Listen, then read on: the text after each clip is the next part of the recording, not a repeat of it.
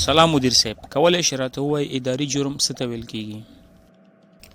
وعلیکم سلام. هو ولې نه. اداري جرم هغه کار دی چې د دولتي یا خصوصي ادارې کارکوونکي د خپلې دندې د صلاحیت څخه ناوړه ګټه پورته کړي او د قانون خلاف عمل وکړي. دا جرم د افغانستان د جزا قانون او اداري فساد د مخنیوي قانون لاندې څیړل کیږي. ډیره مننه. کولی شئ راته ووایئ اداري جرمونه په څو ډوله دي؟ اداري جرمونه په عمومي ډول په درې کټګوریو ویشل کیږي. لومړی کټګوري غټ اداري جرمونه یا میجر اوفنسز ورته ویل کیږي. دوهم ډول منځنۍ درجې اداري جرمونه دي یا موډریټ اوفنسز ورته ویل کیږي.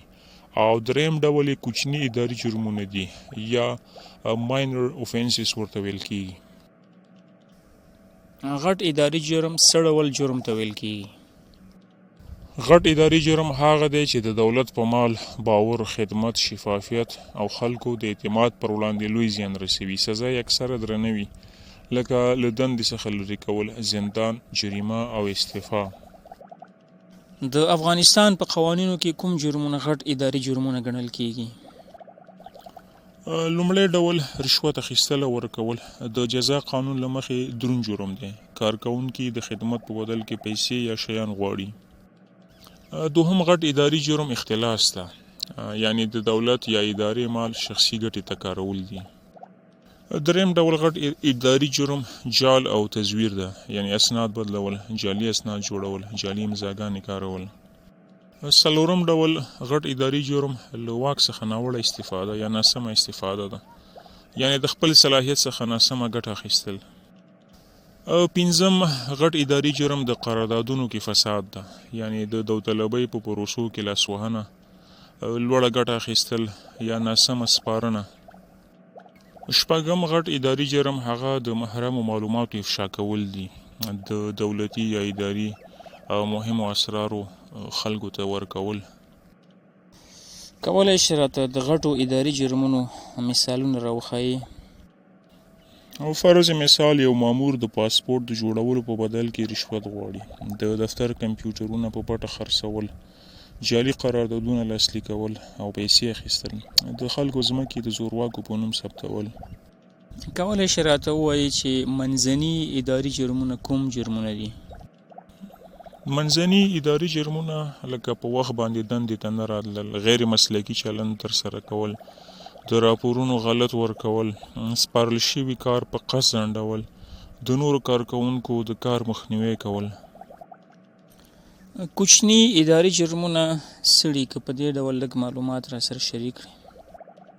هغه جرمونه چې د ادارې عمومي فعالیت ته ډیر زیان نه رسوي او اکثر یې په لیکلي خبرداري یا کوچنۍ جریمې حل کیږي. د افغانستان د قوانینو له مخې کوم جرمونه کوچني ګڼل کیږي؟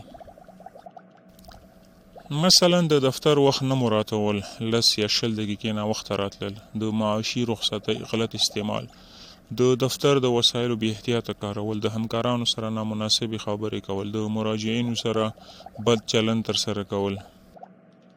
د اداري جرمونه په کومو قوانینو کې تشریح شوي؟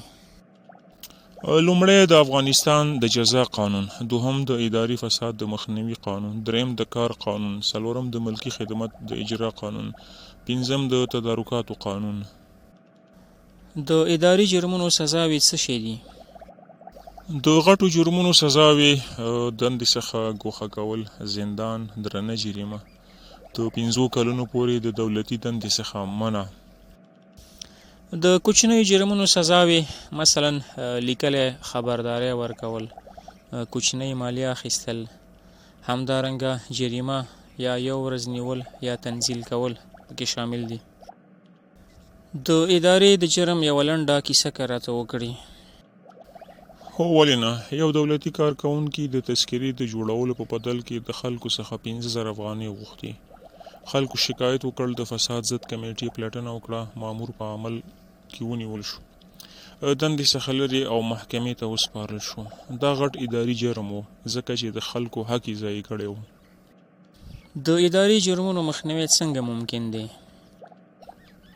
د اداري جرمونو د مخنیوي لپاره باید شفافیت رامنځته شي، د قوانینو پوره مراعات ترسره شي، د فساد ضد تعهد واخیستل شي، منظم راپور ورکول ترسره شي، د خلکو سره ښه چلند ترسره شي، همدارنګه نظارت ترسره شي.